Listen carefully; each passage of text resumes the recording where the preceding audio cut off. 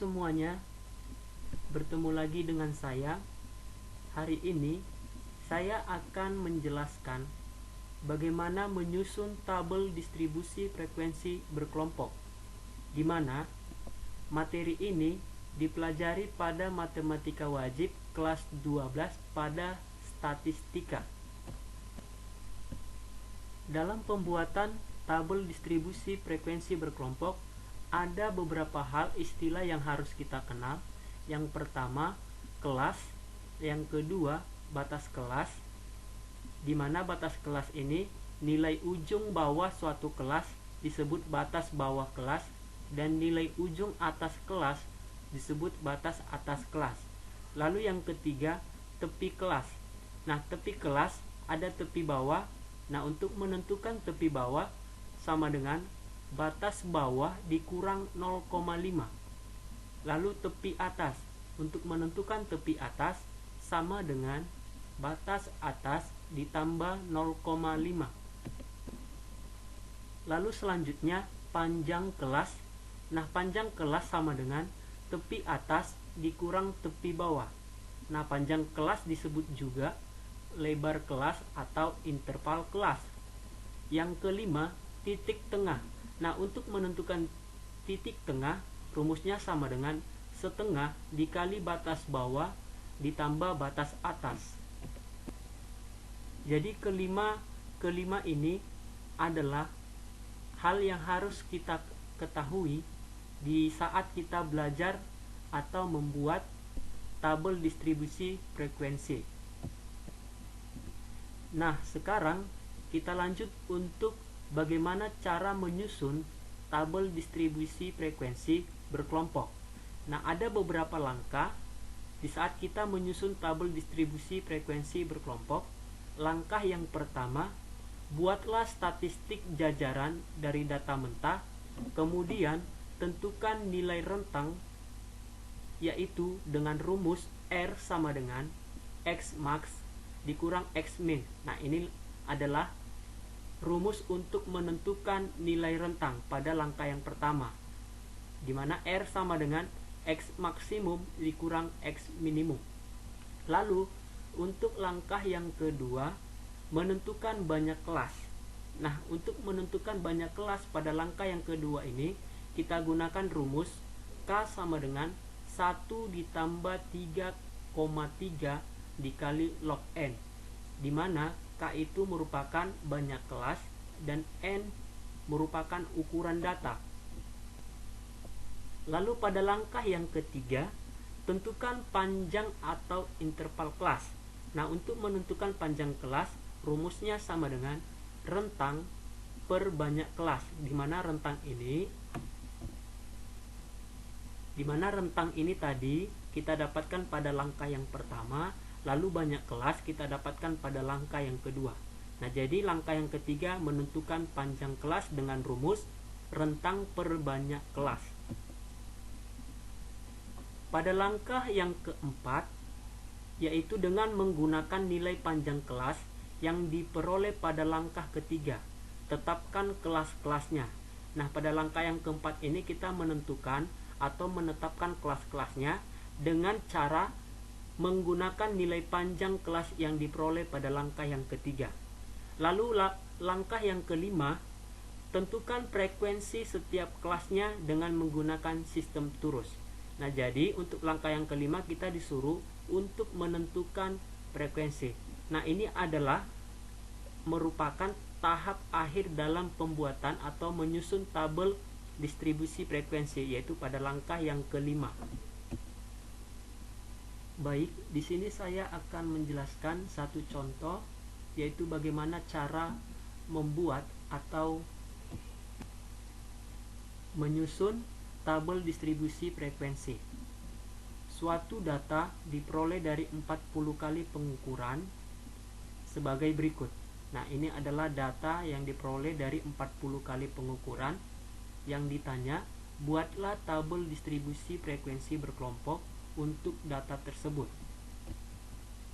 Jadi, untuk membuat tabel distribusi frekuensi berkelompok pada data ini, kita harus melakukan kelima langkah yang tadi, Nah, yang pertama tadi menentukan nilai rentang, langkah yang kedua menentukan banyak kelas, langkah yang ketiga menentukan panjang kelas, lalu langkah yang keempat menetapkan kelas-kelasnya, sedangkan langkah yang kelima menentukan frekuensi tiap kelas.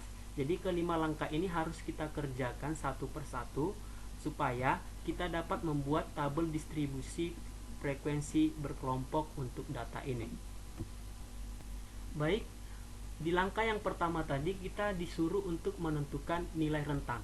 Nah, sebelumnya pada data yang tadi, ini data yang tadi yang saya sudah urutkan dari nilai terendah sampai dengan nilai yang tertinggi. Nah, jadi kita urutkan dulu semuanya sehingga dapat memudahkan kita di saat menentukan nilai rentang. Nah, di mana tadi untuk nilai rentang atau rumus dari rentang atau range yaitu X maksimum dikurang X minimum. Di mana pada data ini X maksimumnya itu yaitu 176. Sedangkan X minimum itu sama dengan 119. Jadi X maksimum dikurang X minimum berarti 176 dikurang 119 sama dengan 57 mm. Lalu langkah yang kedua, kita disuruh untuk menentukan banyak kelas. Rumus dari banyak kelas yaitu sama dengan 1 tambah 3,3 log 40. Nah, log 40 ini merupakan banyak data. Banyak mana banyak data yang tadi? Yaitu sebanyak 40. Jadi ketika dihitung banyak kelasnya 1 tambah 3,3 dikali log 40 sama dengan 6,286. Nah, banyak kelas dibulatkan ke atas menjadi K sama dengan 7. Jadi banyak kelasnya itu sama dengan 7. Nah, saya lanjut pada langkah yang ketiga, di mana langkah yang ketiga ini kita disuruh untuk menentukan panjang kelas. Nah, rumus dari panjang kelas sama dengan rentang per banyak kelas. Di mana tadi rentang itu kita dapatkan pada langkah yang pertama, lalu banyak kelas itu kita dapatkan pada langkah yang kedua. Jadi sama dengan 57 per 7. Jadi 57 per 7 itu kira-kira nilainya 8,1428. Jadi panjang kelas dibulatkan ke atas menjadi 9 mm. Jadi panjang kelasnya itu sama dengan 9 mm. Lalu pada langkah yang keempat, ini kita disuruh menetapkan kelas-kelasnya atau kelas-kelas dan titik-titik tengah kelas.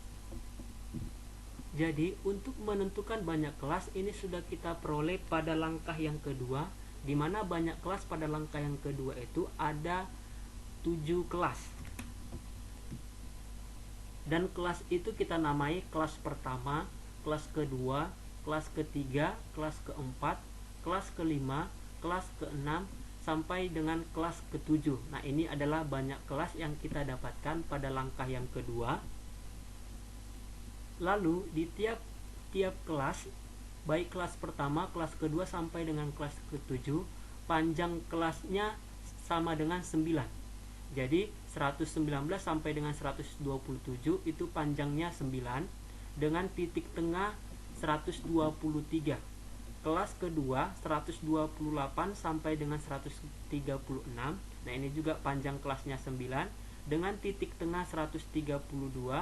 Kelas 3 137 dikurang 145 dengan titik tengah 141.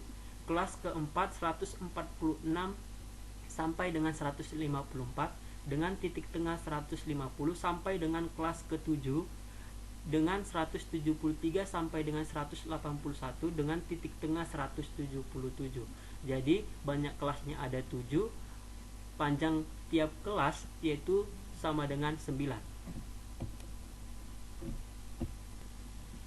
Lalu pada langkah yang kelima, nah ini adalah langkah yang terakhir pada proses penyusunan tabel distribusi frekuensi.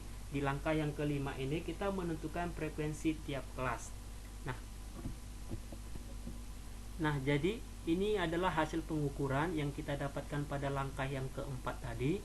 Begitu juga dengan titik tengahnya, titik tengah atau XI juga ini kita dapatkan pada langkah yang keempat. Lalu frekuensi. frekuensi ini sama dengan banyak data. Jadi pada kelas pertama banyak data itu atau frekuensinya itu sebanyak 3. Kelas kedua itu banyak datanya ada 6. Lalu kelas ketiga itu frekuensinya atau banyak datanya 10.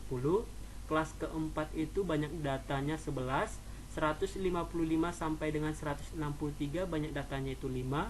164 sampai dengan 172 banyak datanya 3.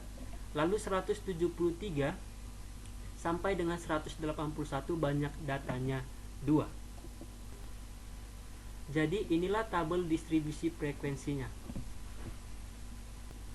Demikianlah penjelasan dari saya berkaitan tentang bagaimana cara menyusun tabel distribusi frekuensi. Lebih dan kurang saya mohon maaf. Saya ucapkan banyak terima kasih.